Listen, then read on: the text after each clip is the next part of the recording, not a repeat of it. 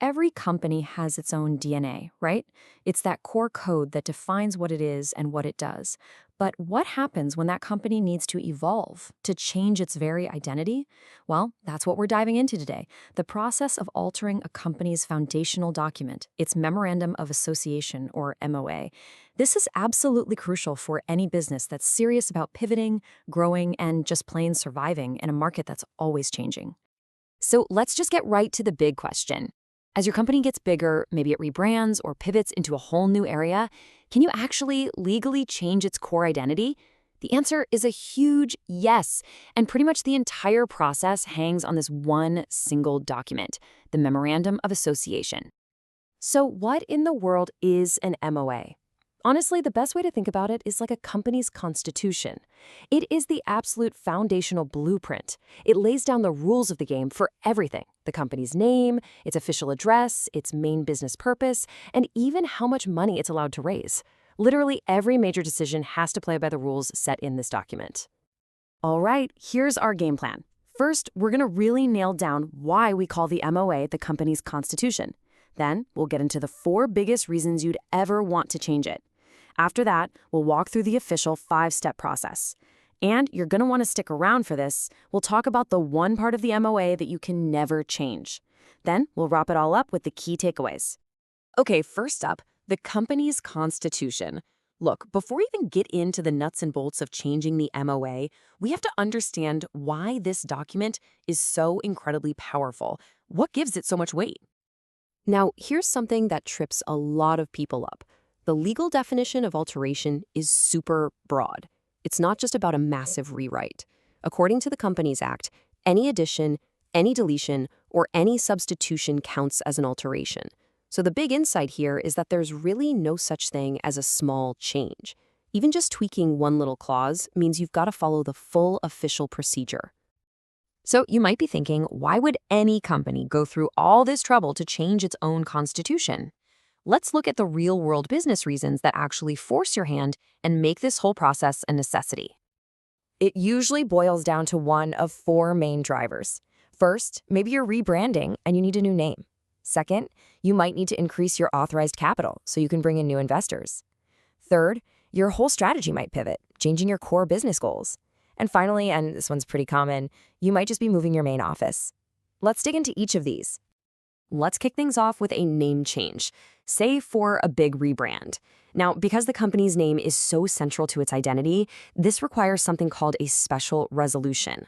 That sets a really high bar. You need a super majority of your shareholders. We're talking about 75% of them to vote yes. Okay, what if you need to issue more shares to raise more money? This means you have to increase your authorized capital. Since this is a pretty normal part of doing business, the rules are a bit more relaxed. You just need an ordinary resolution, which is a simple majority vote from the shareholders. It's a much easier hurdle to clear.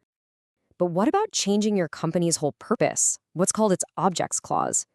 Imagine a software company that suddenly decides it wants to start making hardware. That fundamentally changes the business and what investors thought they were putting their money into.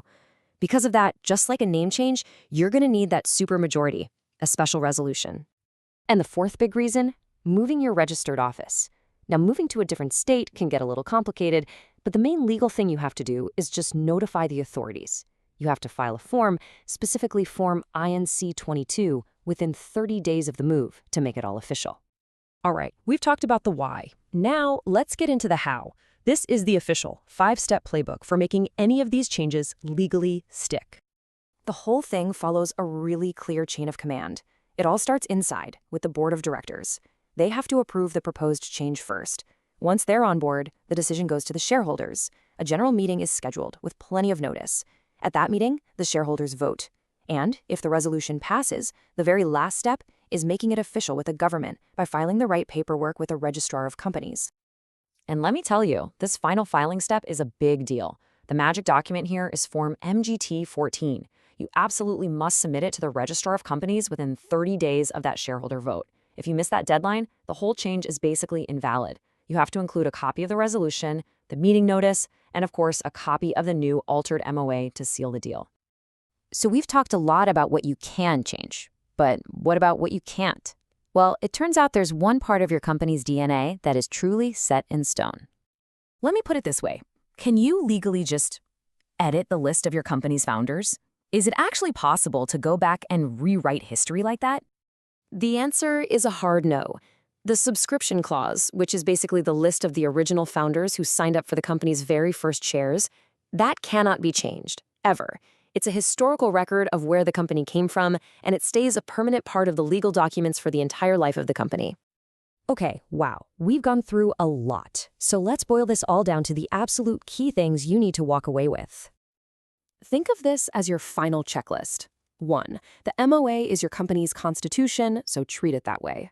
2. Know what kind of approval you need. Is it a simple 51% or that big 75% supermajority? 3. Follow that 5-step process to the letter, especially those notice periods.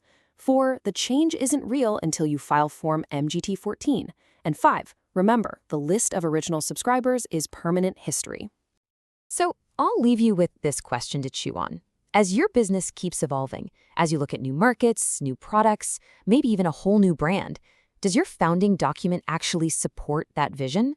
Is your company's constitution helping you build the future, or is it holding you back? It might just be time to take a closer look. Thanks for joining us.